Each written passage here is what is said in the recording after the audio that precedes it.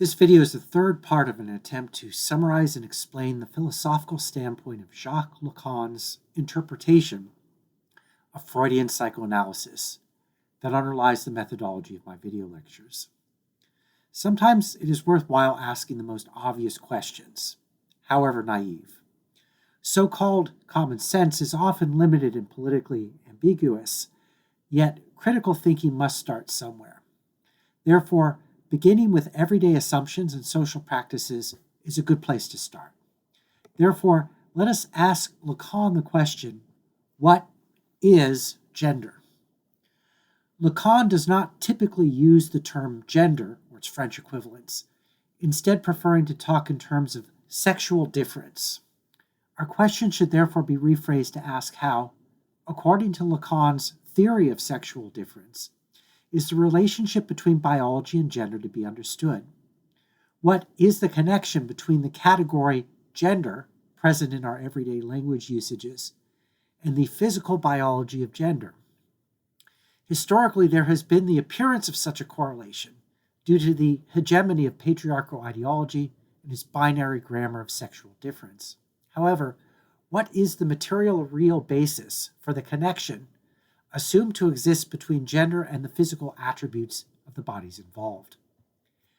In the following discussion, I will be following the interpretive lead of Slavoj Žižek, who answers this question as follows in the Metastases of Enjoyment. Quote, apropos of the two asymmetrical antinomies of symbolization, that is to say masculine and feminine, a question imposes itself with a kind of self-evidence. What constitutes the link that connects these two purely logical antinomies with the opposition of female and male, which, however symbolically mediated and culturally conditioned, remains an obvious biological fact? The answer to this question is there is no link. What we experience as sexuality is precisely the effect of the contingent act of grafting the fundamental deadlock of symbolization onto the biological opposition of male and female. Sexuality itself, what we experience as the highest, most intense assertion of our being, is a bricolage, a montage of two heterogeneous elements. Herein resides Lacan's deconstruction of sexuality, unquote. In other words, for Lacan, there is no natural relationship subsisting between gender and biology because there is no nature. Lacan's position is connected to his famous remark that there is no sexual relationship.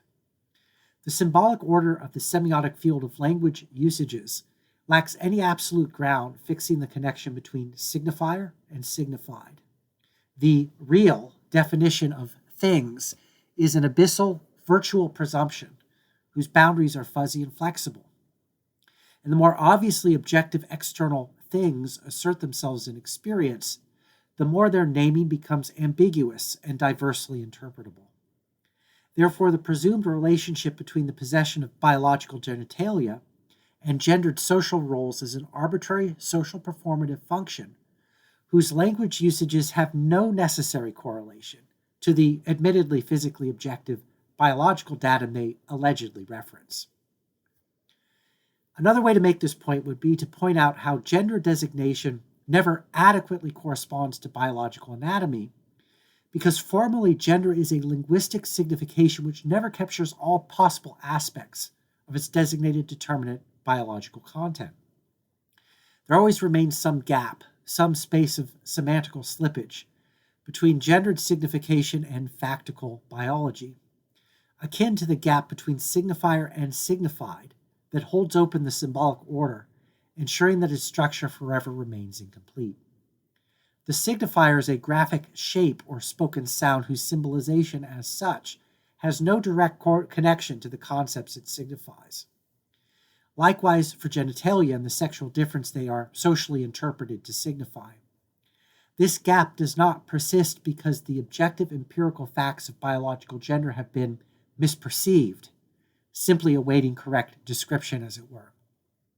Rather, the negative gap holding open the slippage between gender concepts and biological architecture contributes a necessary negative moment in the social construction of sexual difference as such. According to Lacan, linguistically socialized speaking subjects cannot psychologically fully identify themselves with their material embodiment and must use language to mediate themselves with their own physicality. To symbolically mediate this necessary gap, gender concepts have historically developed to symbolize biological difference.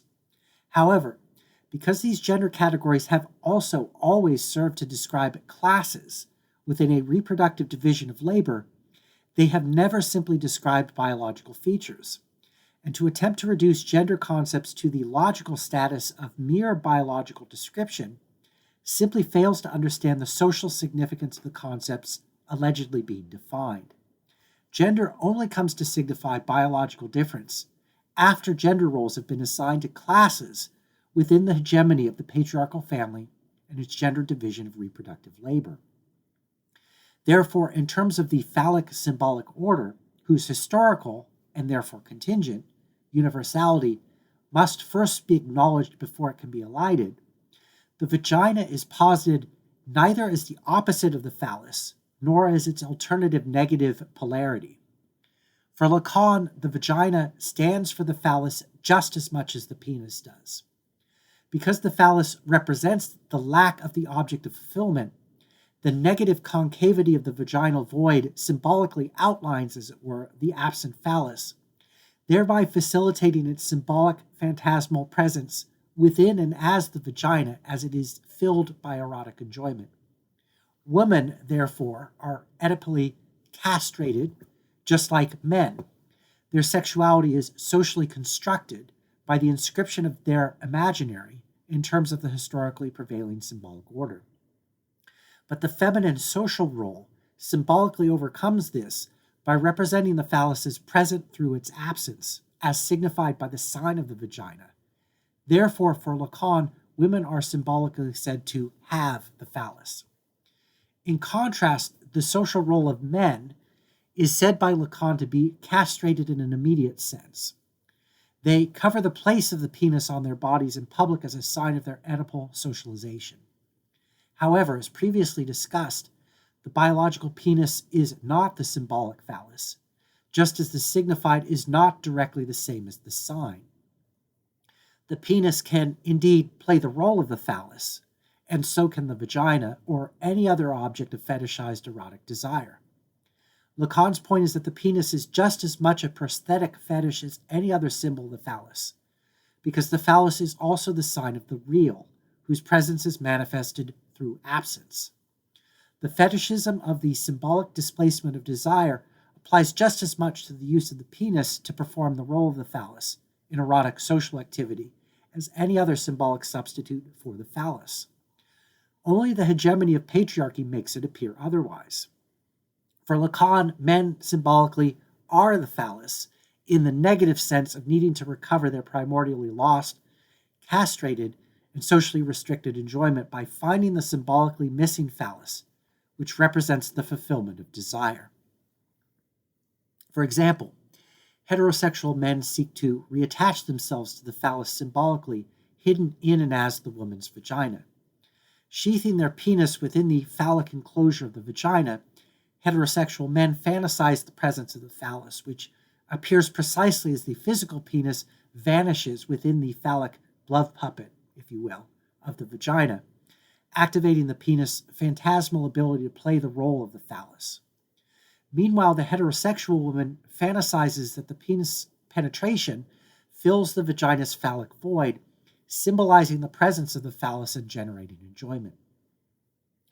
Once the basically phantasmal quality of sex is recognized, homosexual and autoerotic symbolizations of the phallus are easily proliferated.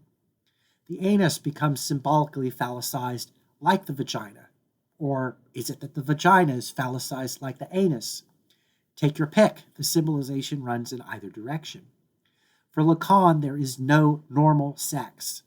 Sexual enjoyment always involves the excessive subversion of the phallic symbolic order, because the phallus as such is a castrated, missing, fantasized object, lacking any direct correspondence to biological genitalia.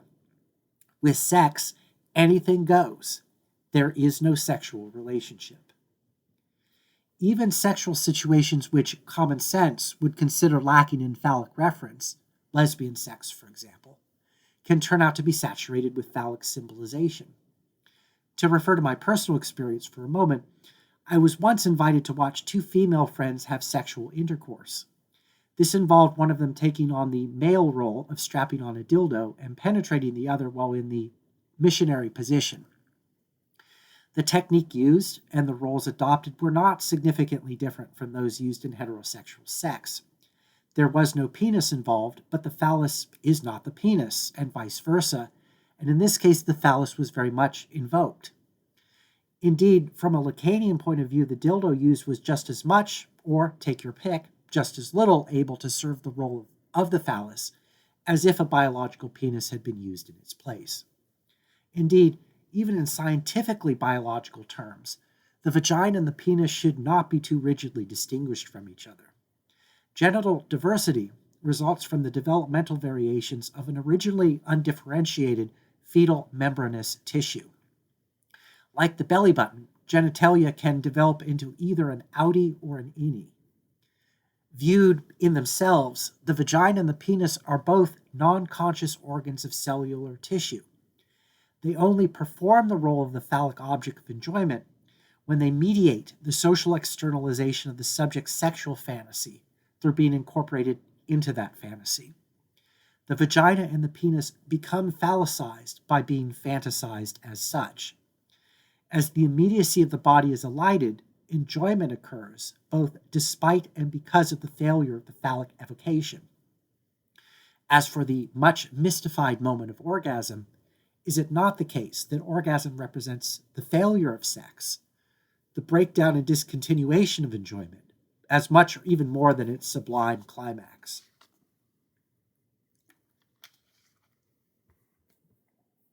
According to Lacan's slogan, "There is no sexual relationship," a critic might object at this point. What's the use of a theory which denies the possibility of sexual relationship? Empirically, people have sexual relationships all the time. Granted, but these relationships are based on sharing a fantasy. There is no natural basis for grounding the norms and boundaries of sexual relationships.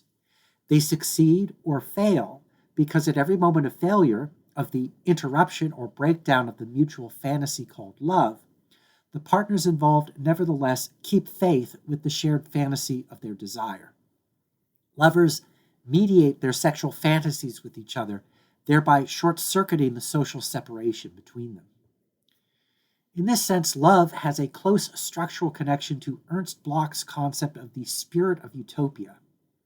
Love and socialist revolution are both collective fantasies of solidarity, whose virtual reality, like Hegel's spirit, is sustained in and through the faith of their participants. For Lacan, all sex is masturbatory and phantasmal, which means that there is no inherent norm limiting the techniques people use to cooperate when they have sex. Everything and anything goes. Lovers can negate the negation of the phallic order because the restriction of the phallic order always fails.